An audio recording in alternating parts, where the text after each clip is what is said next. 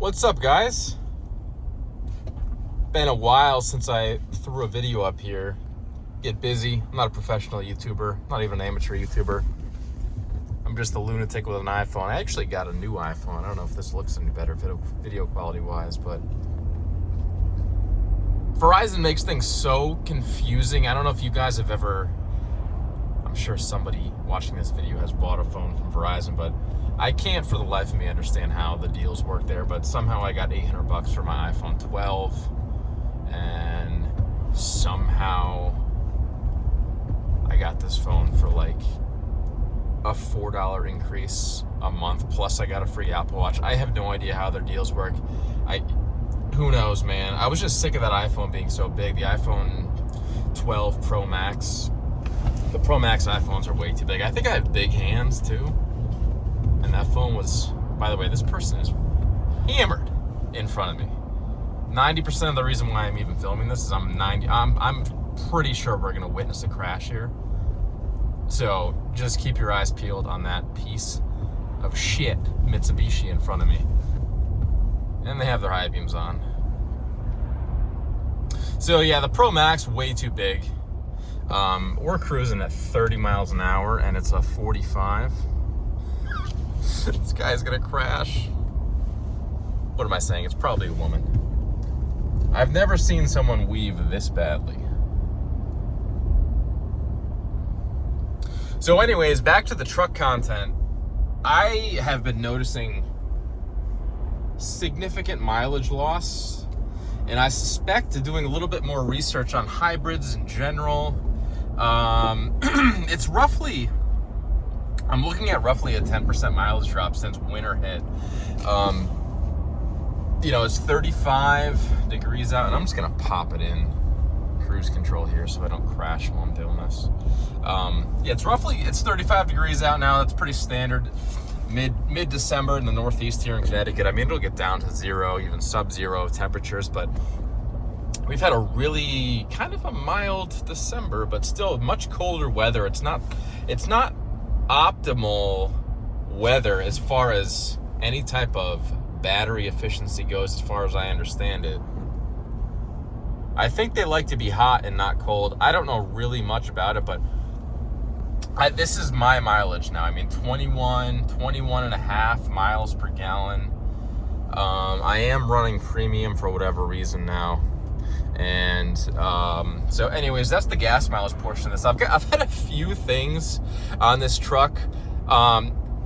It's kind of typical Ford quality control, I think. And by the way, this camera is definitely better on this iPhone than the last one, I think. Or it's all in my head. Here's a couple of the quality control items that I'm seeing. The B&O, which you can't see now, but these roof speakers, there it is, there's one. That one, they buzz like a bastard.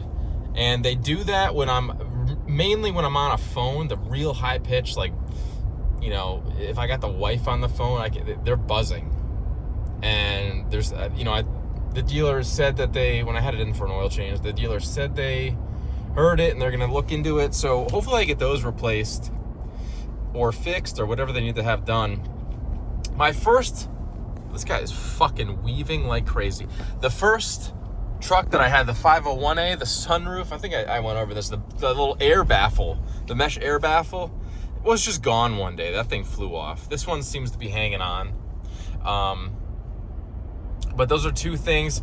One thing I noticed the other day, I went to get gas. I popped the thing open. The painted part on the gas flap, that comes off. And maybe I'll do a short on it or something. But that thing just pops off. It slides in, and that's kind of just loose in there now. So I'm gonna have to have them look at that. The inner wheel well is missing a screw. Wheel well liner on the front passenger seems to be missing a screw. So that's a little loose, not a big deal there. The suspension, the leaf spring, something in the suspension in the back is creaking or clunking when I'm backing out of my driveway or going slowly through a parking lot or something. That's when I mostly notice it. That's gonna have to be looked at and fixed. And that's one of the things where now, being in my position, I've had literally two of the same truck, same year, same trim, different option package, but I've had the same truck before, and the first one did not make that sound. So, there's nothing drives me crazier than when I bring a vehicle, especially a $70,000 vehicle, into a dealer and they say, "Oh, we couldn't replicate the sound." I'm in my head, I'm thinking, I drove an hour round trip to this goddamn dealer, and you can't take it out in the parking lot and try to hear what I'm saying, or maybe ask while I'm there.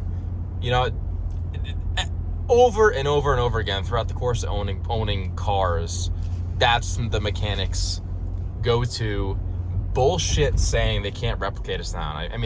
What do you think I'm bringing the vehicle in here for my health? Try to understand what I'm talking about. And then and then the final issue with this truck, which I cannot believe I didn't notice, because I do a pretty thorough walk around when I buy a car, especially a new car. I had them buff a few scratches on the first one I had. This one had a little nick in the door, the passenger rear door right by the window. It looked like, I don't know what the hell hit it, but something hit it. One of my side steps, the passenger side steps, the front plastic cover is a little bent out of shape on this one. But the real funny thing I didn't notice was the Powerboost badges are gone. They're not gone. I thought they were gone. I thought they fell off, but apparently it's actually a recall or a TSB or whatever the hell it's called, but it's an actual bulletin I saw in the Ford app, the Ford Pass app, but I guess there was a part shortage on the freaking Powerboost badges. And by the way, Power Stroke badges as well. I was walking the lot as I was getting an oil change done a month or so ago. And a lot of these trucks don't have the new Power Stroke badge. And I'm talking the 2022, because I think they changed it for 2023. So the Power Stroke badge was also missing on some of these trucks. But my Powerboost badge is not on the truck, and I kind of want it on the truck, and I don't really know why, but I want it. I paid $3,500 or whatever for this powertrain. I want the damn badge on the door. Is it too much to ask? Seems like they keep shedding parts on these trucks and making them more expensive. First it was the cup holder lights, which I would have loved to have. I'm a sucker for lights. Those are gone. The glove box light is gone. The temperature, it used to say the temperature where that power symbol is in the knobs, that's gone. It's up here now. LED license plates are gone. License plate lights are gone. The Lariat used to come with LED, the box lighting in the bed, but now that's an option. They just keep taking shit away from these trucks and making them more expensive. Since I've been ordering these trucks, which has been just about a year, the price is the base price of this truck has increased like $6,000. It's nuts. It's nuts, and they haven't improved anything as far as I can tell.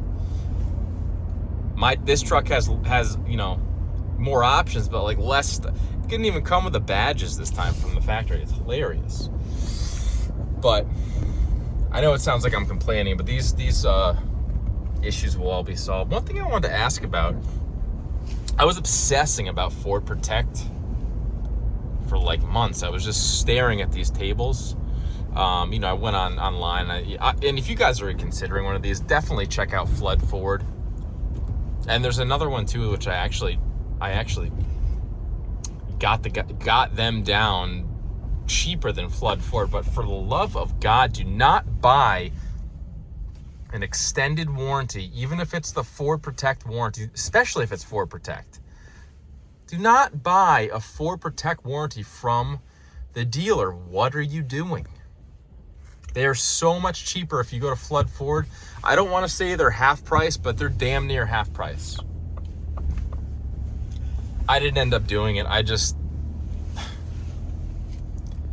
don't know, man. I was looking at the 6-year 150. It was going to be like $2,700 with the headlight shit, and I'm really against extended warranties. I think if you buy extended warranties on everything that you own, your phone, you buy that phone insurance, you buy Apple Care, you buy Ford Protect, you buy all this crap.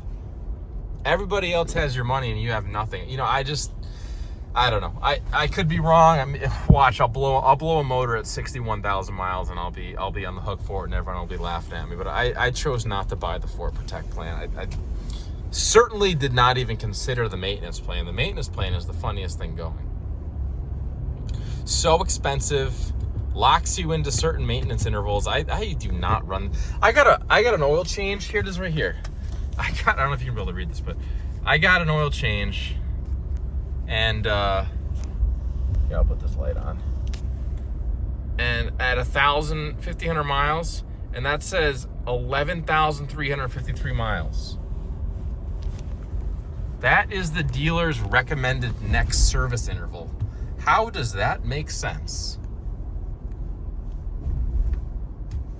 10,000 miles on synthetic blend oil? What are we talking about here? I wouldn't even go 10,000 miles if I put AMSOIL in my truck. I mean, that's insane. I don't know what I'm gonna do for mileage.